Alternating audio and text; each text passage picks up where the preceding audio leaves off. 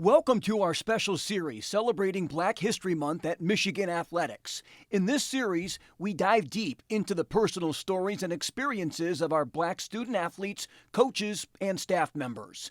Each episode features heartfelt conversations exploring the intersection of identity, culture, and sport. Join us in today's episode as we hear from remarkable individuals within Michigan athletics. As we listen to their stories, we invite you to reflect on the significance of representation and the ongoing journey toward inclusivity in sports.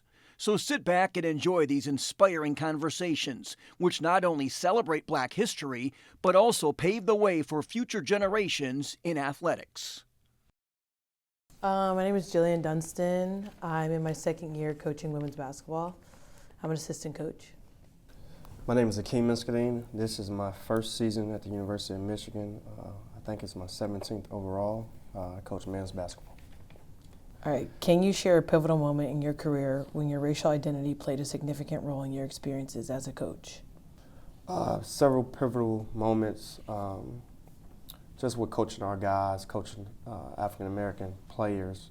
I had a significant role in their lives, just showing them, how to be a Black male and how to navigate as a Black male in athletics, to help them achieve the dreams that they want to achieve, whether it's on the court and off the court. To me, it's so many moments that I can't share just one, but just being there for those guys and trying to be a great role model for them and help them achieve their dreams. A pivotal moment in my career when my racial identity played a significant role. My first gig was at Drexel University, and it's a predominantly white institution, especially in the athletic department as well. So I was kind of in a space where Black women were few and far between, and I felt this responsibility just to show the Black girls on the team, because it was kind of the same circumstances on the team and in the school. This is kind of what our world looks like, but you still have to go in there, be strong, have an opinion, educate yourself, have a voice with whatever that may be. So that's where I learned to do that, and then now at Michigan, I'm able to use that same experience. There's more color here at the university, but it's still kind of the same circumstances where you walk into a room and you can probably count the Black people on two hands. So it's the same concept, teaching these young Black women just how to navigate in that space and still be the powerful you that you are. Coach, what were your role models or mentors in the coaching world, and how did they impact your path? So my mentor, one of my first mentors, her name is Joy McCorvey. She's a head coach at Stony Brook now. She was my position coach for 3 years here, and she actually came with me when I was a GA at Florida State. And at the time, you may not see them as role models, but when you look back, you're like, wow, this person really, really helped me. And it wasn't specific to being Black in the country, but just being a woman, being mature, how to handle conflict. And she showed me a lot, especially in my GA years, my graduate assistant years at Florida State, because I could kind of see more of the background of what she does in the day-to-day since I was no longer a player. But yeah, she taught me a lot and helped me grow in this space and get into this space in the first place. For me, I have so many mentors, and that's why I'm in coaching, because a lot of the mentors that I grew up with, I had a positive experience with them. So one of my first mentors, he's still the head of the Boys and Girls Club from the area that I'm at, Ed Shin. I grew up, I didn't have much, so he was always there for me and my family, and I have 4 brothers. And he took us under his wing, and anytime I needed a ride, anytime I needed anything, he was there for us. And anytime I went to gym open at the Boys and Girls Club, he opened the gym. He's the first one that come to mind. And Park District, Ed Hightower. Same deal with the Park District. He opened the doors, and anytime I wanted to come to the gym, anytime I need a ride, anytime I need anything. So they showed me 2 positive leaders in the community. Then once I got to high school, my high school coach, who's a legendary high school coach in the Chicago area, Gene Pingator, he taught me discipline. I used to laugh and joke with my teammates because I used to say he's like Jack on a high, because he was so hard on us on the court, but off the court he was just so pleasant and helped us as much as he could. Then I went to junior college and played for Rodale Davis in Cheyenne, Wyoming. and Rodell was one of my first black coaches, and man, he showed me so much love, and his family brought me into their home. It was like I was his son. He actually came to one of our games a couple weeks ago. Then my last coach, Brian Good, who I played for at Queens University, same deal, man.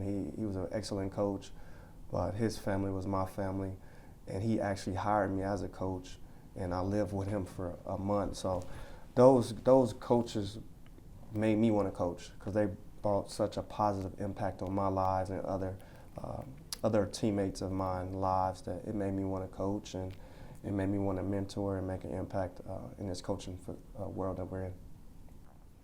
How do you incorporate discussions about culture and identity into your coaching practices? That's probably one of the things I love to do. Off the court, obviously on the court, we're all trying to get better at basketball, but off the court, I've always had a great relationship with players, and we talk about, the cultural things that, black people have, whether that's hair. Hey, did you get your hair cut? Why didn't you get your hair cut? Coach, I'm trying to get my waves going. All right, this is what you got to do. Stuff like that. So we talk about that off the court. We were joking yesterday with a couple of our players. We were talking about sloppy Joe, and one of our players didn't know what that meant. So it just blew everybody's mind, and just stuff like that. We talk about stuff that's going on in the culture. I try to stay hip with our guys. We talk about shoes. We talk about stuff that our culture always talks about, and we find time to talk about that, whether that's at a pregame meal, a post-practice meal, whether it's if we're just in the locker room just talking. We always find time to talk about that and try to relate to the players, and we try to how the players relate to us, whether that's old school movies or whatnot. We try to have them relate to us, and that's how we build a relationship and cultivate the relationship and integrate our culture into those talks. For me, how do I incorporate discussion about culture and identity in our program? So there's two ways. For one, I try to teach our players of color, like, you have to confront situations where maybe you're uncomfortable. If there's a circumstance where you feel like you're being discriminated against or whatever it means, like your teammate said something that you're not cool with, you feel like it's ignorant, like you have to address it. Obviously there's ways to address it, but you can't just keep going by trying to avoid the conversation. I think you really have to, it's not our responsibility to educate, but if you can address it, I think it helps a lot. And then similar to Coach Akeem, especially with our black girls, like the hair care, I was pretty late on my hair care process. I had to cut my hair off at the age of 27. I'm 29 now. So trying to avoid that for them, just protective styles and talking about like facial care, just because it's going to be different than their teammates that aren't black. There's just a black experience in this world, and I think we have to acknowledge that and honor that. And so I try my best just to teach them what I've now learned. What does it mean to you to be a representative of black culture in the coaching community? It means a lot, especially because as you continue to climb up the ranks in any profession, I think there's less and less black people. So when you're in these positions, I think you have to take care of your own, teach your own, be an example for your own. So I think it doesn't come with a lot, but I think you have to take care of it while you're there, just so that there can be more people that look like you in that space. Yeah, great answer, and pretty similar.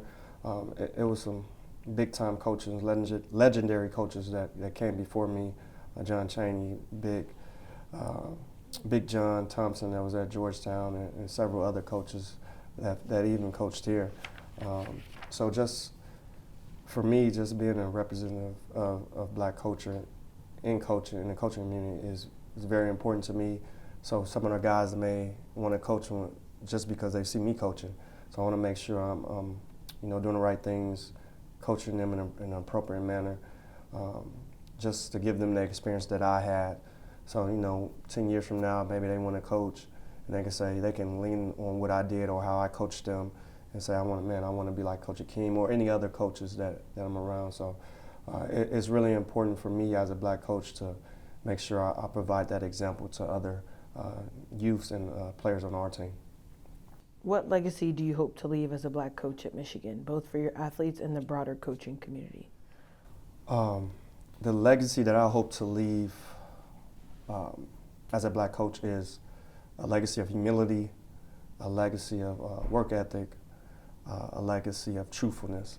That's what the legacy. Those are the things and the pillars that my coaches left for me when I think of my coaches, and I want to just provide those examples for other coaches and everybody that I'm around. I think those three things, to me, tell me if you're going to be a successful coach or not. It's a lot. I mean, obviously we want to win games at a high level, but practicing humility, being honest, and loving on your people that's around you is really important to me.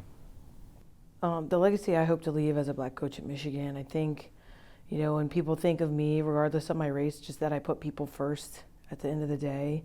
I think you can always be a good person regardless of your race. And I just hope, in relation to being black, that the black girls on our team always felt like they could come to me in relation to, just being black in this society and the struggles that come with that. So just that I could be here for them, and then I help teach them about life as a black woman as much as I could. Obviously, I'm still pretty young, so I'm only so wise, but just that I could help them with as much knowledge as I have.